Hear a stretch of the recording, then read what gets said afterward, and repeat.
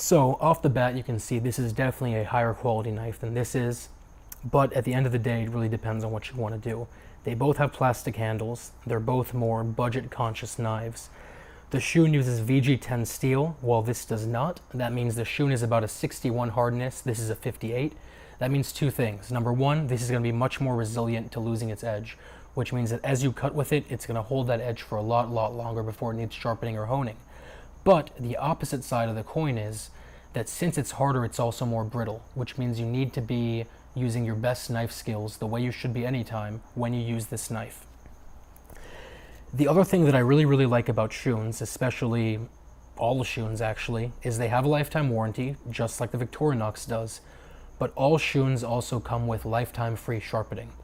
And what that means is, you don't need to pay $2 or $5 or whatever per inch of this knife being sharpened. You send it in, they sharpen it, they send it back. And if they notice there are any defects wrong with this knife, they send you a brand new knife. It's really solid. The other thing is obviously, you can tell one is a piece of art and one is not. One is more utilitarian.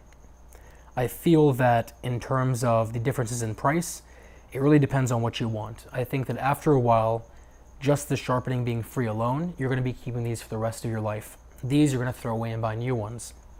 So I've always felt like buy once, cry once. Same is true especially for things like knives and cooking utensils and kitchenware.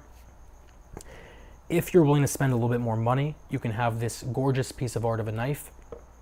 This is just one piece of steel. This is actually VG10 that is then covered and welded to a piece of stainless steel, which gives it this gorgeous little wave design. But it also means it's very resistant to staining and pitting and things like that as well. I'm going to leave links to both of them down below. If you guys have any questions, feel free to ask me. If you have any comments, feel free to let me know. But otherwise, I will talk to you very soon.